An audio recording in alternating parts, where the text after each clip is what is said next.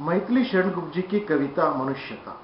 इसकी पहली पंक्ति देखिए, विचार लो कि मृत्यु हो ना मृत्यु से डरो कभी। इसका अर्थ यही हुआ कि हर एक को मरना आवश्यक है। जब मरना ही है एक ना एक दिन, तब उस मृत्यु से डरना क्यों है? इससे डरने की कोई जरूरत नहीं। इसलिए कहते हैं अपनी दूसरी पंक्ति में, मरो परंतु यूं मरो कि याद जो करे कभी।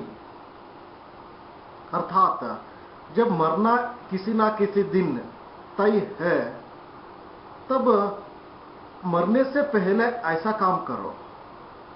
काम करो कि तुम मरने के बाद दुनिया तुझे याद करे। इनका कहना यही है, हजारों लोग रोज जन्म लेते हैं और उसी तरह हजारों लाखों लोग मरते भी हैं। और इस तरह जन्म और मरण के बीच जितने लोगों की यहां पे आने की, इस धरती पर आने की एक मौका मिलता है, उनमें से कुछ ही लोगों की याद हम करते हैं। इसलिए वे कहते हैं, हुई ना ह्यो सुमृत्यु, जो वृथा मरे वृथा जिए। सुमृत्यु कहते हैं यहां पर। इस सुमृत्यु का मतलब यही हुआ, चाहे आदमी साहित्य के क्षेत्र में क्यों ना हो, विज्ञान के क्षेत्र में क्यों ना हो, कला के क्षेत्र में क्यों ना हो, खेल कूद के क्षेत्र में क्यों ना हो, मनोरंजन के क्षेत्र हो, जो भी क्षेत्र हो, उसमें उनको ऐसा काम करना चाहिए मरने से पहले कि दुनिया उनकी मृत्यु के बाद याद करते रहे हमेशा।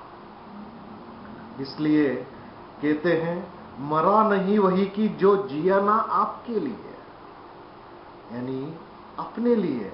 स्वार्थ की जिंदगी के बाद जो भी मरेगा, उनकी याद दुनिया कभी नहीं करती। दुनिया जानती है, जो आदमी चाहे पुरुष हो स्त्री हो, वह आदमी जिंदगी भर क्या अपने लिए जिए या दुनिया के लिए? दुनिया का उद्धार करने की उन्होंने कोशिश की क्या अपने अमीरत्व की चिंता थी उन्हें, या दुनिया के सभी लोगों को अमीर बनाने की, या दुनिया के सभी लोगों की चिंता दूर करने की, दुनिया के सभी लोगों को स्वास्थ्य दिखाने की, दुनिया के सभी लोगों को हंसाने की? तो इस तरह की चिंता उनमें थी या नहीं, इस ओर अवश्य दुनिया याद करती है।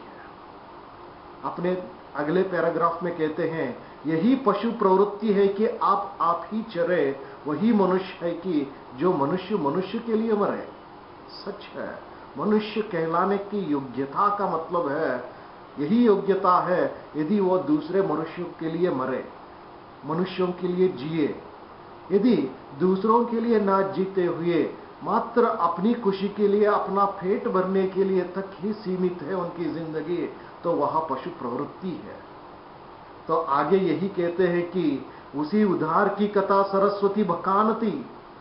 मतलब है, जो आदमी अपनी चिंता ना करते हुए लोगों की, दुनिया का उद्धार करने की कोशिश में रहता है, दुनिया का भी उद्धार करने का उनके मन में कुछ सोच है और कोशिश भी है, तो ऐसे लोगों को ही याद सरस्वती यानी भगवत देवी भी अपनी जुबान पे हमेशा रखती है।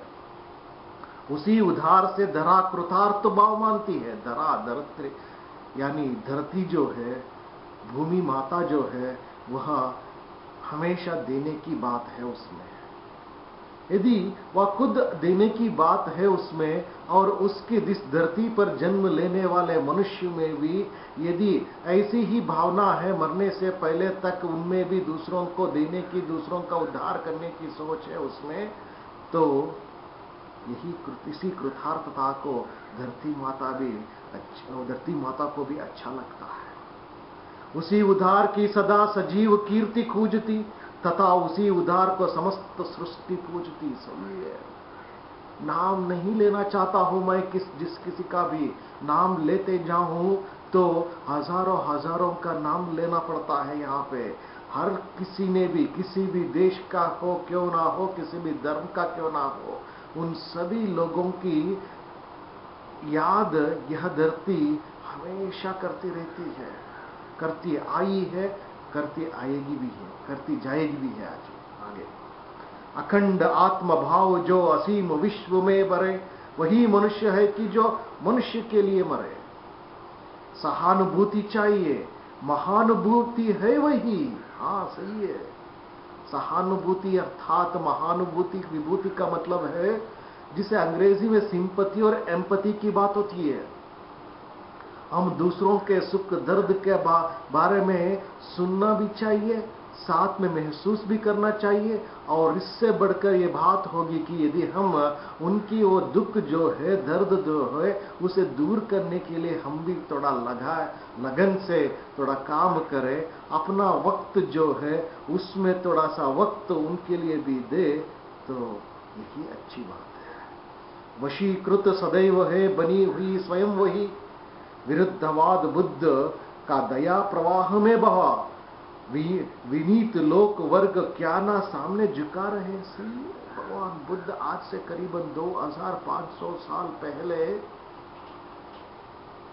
बिना लड़ाई लड़े, बिना हथियार उठाए दुनिया भर के लोगों को समझाया, और उनकी बात समझ लिए सभी ने। युद्ध तक बंद कर दी, हिंसा को बंद कर दिया था। क्या ऐसा काम आपसे ना हो? क्यों ना हो, आप भी कर सकते हैं। आहा, वही उदार है परोपकार जो करे, वही मनुष्य है कि जो मनुष्य के लिए मरे। परोपकार शब्द का प्रयोग यहाँ पे मैत्री शरण गुप्त जी कर रहे हैं। उपकार परोपकार है, मतलब है दूसरों का उद्धार करने के बारे में है। दूसरों को सहायता देने की बात हमेशा जिंदगी में रहनी चाहिए, क्योंकि मरना किसी ना किसी दिन जरूर है। तो मरना किसी ना किसी देर जरूर है, अवश्य है। तो मरने से डरना नहीं चाहिए, मरने से डरे बगैर काम करते जाने चाहिए। और जिस दिन मृत्यु सामने आएगी, आने दो, तब तक हम निश्चिंत हो जाते हैं, क्योंकि हमने अपनी जिंदगी में सार्थकता पाई है। अनंत अंतरिक्ष में अनंत देव है कड़े, सच है। ऐसे ही लोगों जब मरते हैं, मरने के बाद नहीं उनको स्वीकार करने के लिए भगवान जो है, और भगवान के जितने भी अनंत देव है, वे सभी खड़े होकर समक्ष की स्वभाव जो बढ़ा रहे बड़े बड़े, परस्परावलंब से हटो तथा बढ़ो सभी, अभी अमर्त्य हंक में अपंग हो चलो सभी। सच्चे, जब देवता लोगों को भी अच्छा लगता है आपका ये कार्य, क्यों ना करते हो? देवता लोग जो है आपका जन्म इस धरती में इसलिए किया कि ताकि आप अपनी शक्ति, आप में जो शक्ति है, नियुक्त शक्ति है, उसका प्रयोग करते हुए सबका उद्धार करो, सबकी भलाई चाहो। यदि तुमने ऐसा ही किया, तब तेरा जन्म इस धरती में सार्थक हुआ, और भगवान को भी अच्छा लगता है। इसलिए जब तुम वापस जाते हो मृत्यु के बाद, तुझे तेरा स्वीकार करते हैं भगवान, खड़े होकर दोनों भावों से आलिंगन करते हुए स्वीकार करते हैं भगवान भी। इसके बारे में सोचो। रहो ना यो कि एक से ना काम और का सरे, वही मनुष्य है कि जो मनुष्य के लिए मरे। मनुष्य मात्र बंधु है, यही बड़े विवेक है। हमेशा याद रखे, मनुष्य के लिए ही हो सकता है, और हमारे लिए भी जो भी सहायता मिलेगी वो दूसरे मनुष्य से ही मिलेगी। इसका मतलब यही होगा कि मनुष्य मात्र बंधु है। और पुराण पुरुष स्वयं पिता प्रसिद्ध एक है, फलानुसार कर्म के अवश्य बाह्य वेद है, परंतु अंतरैक्य में प्रमाण भूत वेद है। सच पुराणों की पुराण इतिहास की कहानी यदि आप सुनेंगे तो उनमें से ऐसी बहुत सारी घटनाएं हमें मिलती है, ऐसी बहुत सारी कहानियां हमें सुनने को मिलती है, जहां पे आदमी जो है दुनिया की भलाई के लिए अपने को समर्पित किया है। और ये जो आदमी जो है, जो दूसरों की भलाई के समर्पित किए हैं, उनमें से राजा महाराजा भी है और आम जनता भी है। तो इसलिए पुराण इतिहास में तो ये निर्दिष्ट है कि चाहे तुम आम जनता हो या किसी राजा महाराजा हो, जो भी हो, दुनिया की भलाई के लिए मौका तेरे सामने आए तो उस मौके का फायदा उठाओ और दुनिया का उद्धार करने के लिए कोशिश करो, और तेरी याद हमेशा हमेशा तक रहती है। अनर्थ है कि बंधु हो ना बंधु की व्यथा है, वही मनुष्य है कि जो मनुष्य के लिए मरे। चलो अभिष्ट मार्ग में सहर्ष खेलते हुए। तो अभिष्ट मार्ग कही जा रही है यहां पर। अभिष्ट मार्ग का मतलब है तेरी इच्छा का मार्ग है, जिस मार्ग को तुम बेहतर समझते हो और जिस मार्ग में तुम जा सकते हो, जिस मार्ग में जाने की शक्ति तुझ में है, उस मार्ग में चिंता बिना चिंता की बस जाते रहना। अभिष्ट मार्ग में चलो और सहस्य खेलते हुए उस मार्ग में खेलते खेलते चले जाना।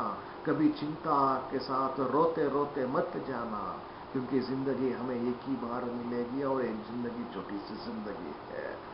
विपत्ति विप्र जो पड़े उन्हें ढकेलते हुए। देखिए, अपने सामने जो भी समस्या आवे उन समस्याओं को ढकेलते हुए। ढकेलने का मतलब है उससे डरो का मत कभी। और जो भी समस्या आवे उसको बस आगे बढ़ाते रहो, इधर उधर बस ढकेलते हुए तुम तो बस आगे बढ़ते रहना चाहिए।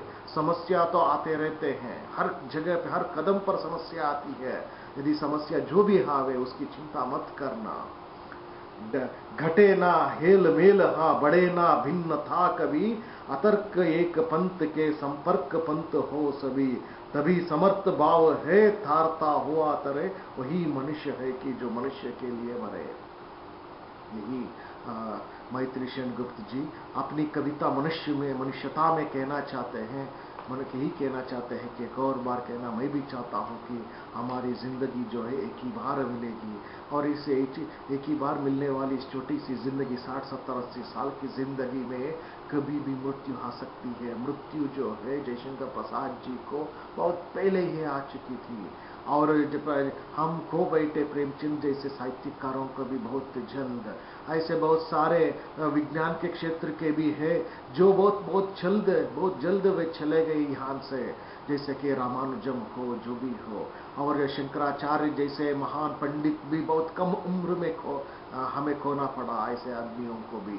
तो चाहे साहित्य के क्षेत्र हो, चाहे वो विज्ञान के क्षेत्र क्यों ना हो, चाहे वह पांडित्य के क्षेत्र का क्यों ना हो, जो भी क्षेत्र हो, मृत्यु जो है ऐसा नहीं कह सकते कि आप 30 के उम्र में ही मृत्यु आ सकती है, या 50 के उम्र में मृत्यु आ सकती है, या 80 के उम्र में मृत्यु आ सकती है। गलत है, मृत्यु कभी भी आ सकती है। इसलिए आपको बस यही करना चाहिए कि बस जब तक जिंदा रहते हो रोज बस इसी चिंता में लगे रहो कि तुझसे आज कितने लोगों की सहायता हुई, दुनिया का उद्धार करने में तूने क्या बस कंट्रीब्यूट किया, ये चाहिए।